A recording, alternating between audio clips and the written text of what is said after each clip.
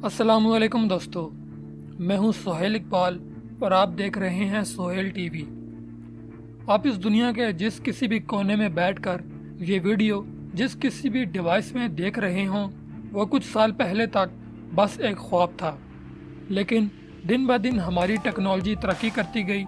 इसी टेक्नोलॉजी के चलते आज वो ख्वाब हकीकत में बदल चुका है और इसी टेक्नोलॉजी ने एक ऐसे कंप्यूटर सिस्टम या प्रोग्राम को पैदा किया जो हमारे आने वाले फ्यूचर को पूरी तरह बदल कर रख देगा, और वो है आर्टिफिशियल इंटेलिजेंस। तो आखिर ये आर्टिफिशियल इंटेलिजेंस क्या है और क्या ये हमारे लिए फ़ायदेमंद साबित होगा या हमारे लिए नुकसानदेह साबित होगा? आर्टिफिशियल इंटेलिजेंस दो वर्ड से मिलकर बना है। आर्टिफिशियल, जिसका मतलब है मैन मेड, यानी इंसान की बनाई हुई कोई चीज़, और इंटेलिजेंस का मतलब है ज़हानत, यानी इंसान की बनाई हुई एक ऐसी ज़हानत जो बिल्कुल हम इंसानों की तरह सोच सके, हम इंसानों की तरह डिसीजन ले सके और बिल्कुल हमारी तरह किसी प्रॉब्लम को सॉल्व कर सके। ये जो इंटेलिजेंस पावर हम इंसानों के अंदर होती है वो अपने आप बढ़ती रहती है, जैसे कुछ देखकर, कुछ सुनकर और कुछ टच करके हम ये सोच लेते हैं कि उस चीज़ के साथ हमने कैसा बिहेव करना है।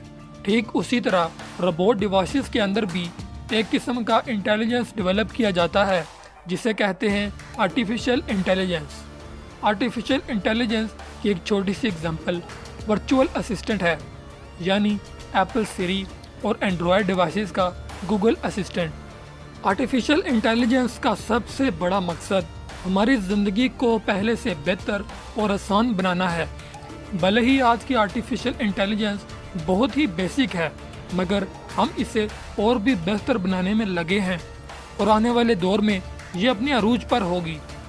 लेकिन क्या आपने कभी ये सोचा है कि जब ये आर्टिफिशियल इंटेलिजेंस हमसे भी ज़्यादा डेवलप और एडवांस हो जाएगी तो हमारा क्या होगा? क्या ये हमारा वजूद इस दुनिया से मिटा देगी? क्योंकि आर्टिफिशियल इंटेलिजेंस अपने आप में ही सीखने की सलाहियत रखती है और ये इंसानों से भी बहुत बेहतर और अच्छे तरीके से काम सरअंजाम देती है। इस बात का पता तब चला जब डीप माइंड की जानिब से बनाया गया AI अल्फ़ा 0, जिसे स्पेशल गेम्स खेलने के लिए बनाया गया था, और इसने दुनिया के सबसे बड़े चेस चैंपियन को उसी के खेल में हरा दिया। हैरानकुन बात यह है कि इसके आर्टिफिशियल इंटेलिजेंस में बस गेम के बेसिक रूल ही इनपुट किए थे। आर्टिफिशियल इंटेलिजेंस 3 किस्म की होती है। पहली आर्टिफिशियल नैरो इंटेलिजेंस यानी कि वीक AI, दूसरा आर्टिफिशियल जर्नल इंटेलिजेंस यानी स्ट्रॉन्ग AI, और तीसरा आर्टिफिशियल सुपर इंटेलिजेंस जिसे सिंगुलैरिटी भी कहा जाता है। आज के दौर में हमें जो भी आर्टिफिशियल इंटेलिजेंस नज़र आता है वो वीक AI होता है, जैसे कि वर्चुअल असिस्टेंट। ये आर्टिफिशियल इंटेलिजेंस सिर्फ एक पार्टिकुलर टास्क और एक महदूद एरिया तक ही काम कर सकती है। अब सब ने सोफिया रोबोट के बारे में तो सुना होगा, जिसे सऊदीया का सिटीजनशिप दिया गया है।